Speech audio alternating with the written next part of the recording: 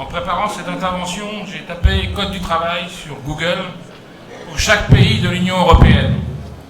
Et je me suis aperçu que si dans tous les pays, il existe un droit du travail, il n'y a qu'en France qu'il existe un véritable ensemble cohérent de plusieurs milliers d'articles, règlements et lois garantissant les droits de 16 millions de salariés rassemblés dans un livre unique appelé le Code du travail. Ce n'est pas une simple compilation de lois sociales comme dans de nombreux pays. C'est une architecture liée à l'histoire de la République et de la lutte de classe. C'est une transposition aux droits ouvriers de l'égalité en droit des citoyens proclamée par la République.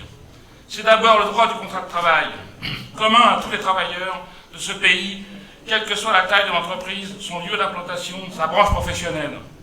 C'est la reconnaissance du fait que dans l'entreprise, le patron et l'ouvrier ne sont pas égaux, qu'ils ont des intérêts contradictoires et que la loi doit s'imposer à tous les patrons pour garantir le minimum de droits à tous les salariés.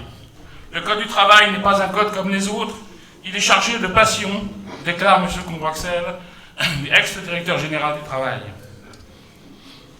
Oui, le Code du travail, c'est 130 ans de lutte de classe, mais inscrit dans le cadre de la République une et indivisible. Oui, n'importe quel travailleur sait d'instinct que ces droits y sont inscrits.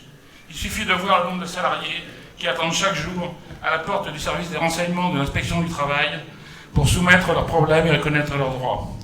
Depuis 1982, des centaines de possibilités de dérogation ont été ouvertes, notamment par la flexibilité sur le temps de travail. Un désossage complet, alinéa par alinéa, qui a duré de 2004 à 2008, a bouleversé l'architecture même du Code du travail pour le rendre dans le but explicite de le rendre euro-compatible. La possibilité de pouvoir déroger par les accords d'entreprise à les accords de branche a été ouverte par la loi de 2004, mais surtout celle de 2008.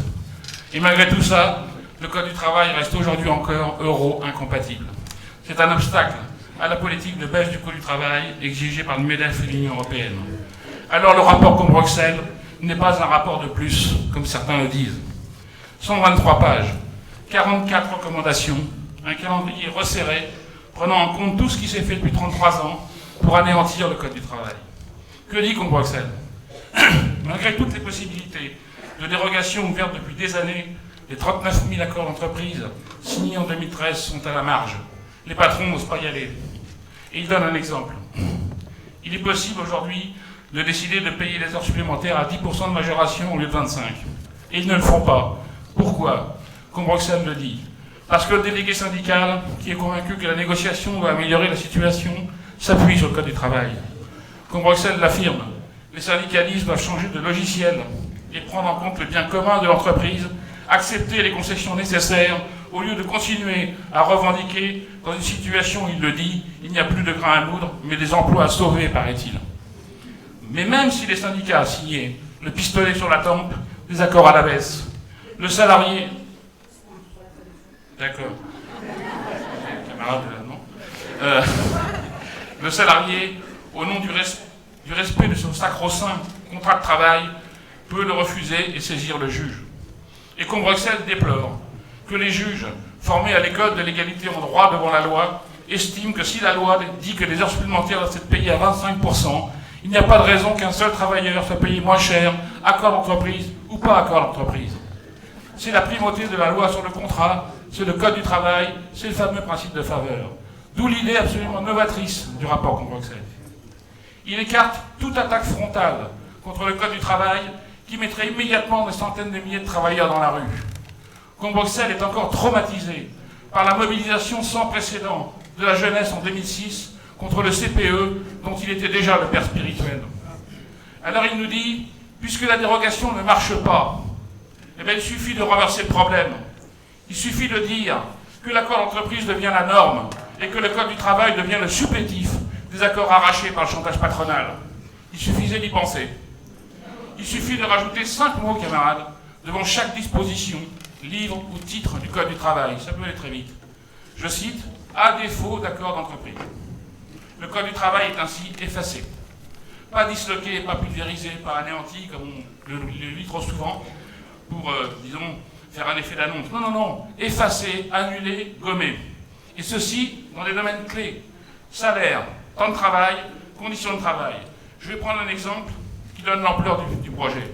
Combrexel déclare « Impensable de toucher à la durée légale du travail à 35 heures, c'est un symbole.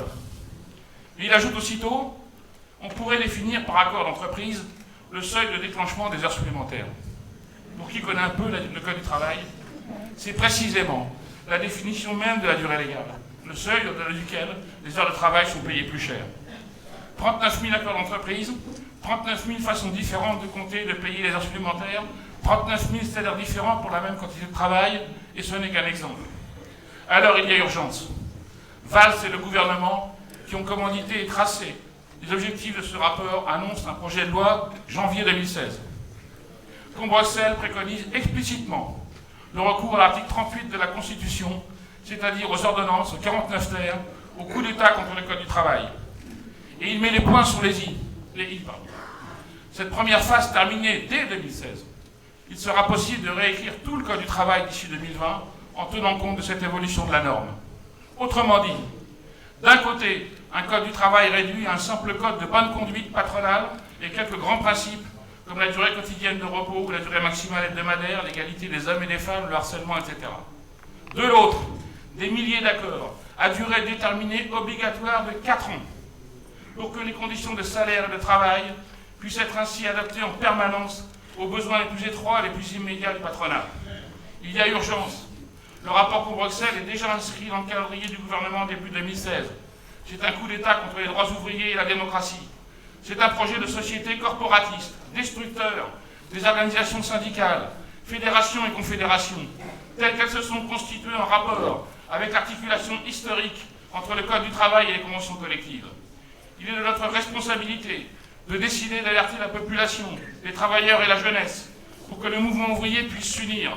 On ne touche pas au Code du travail, ni discutable, ni amendable. Retrait du projet Hollande-Valls-Combrexelle.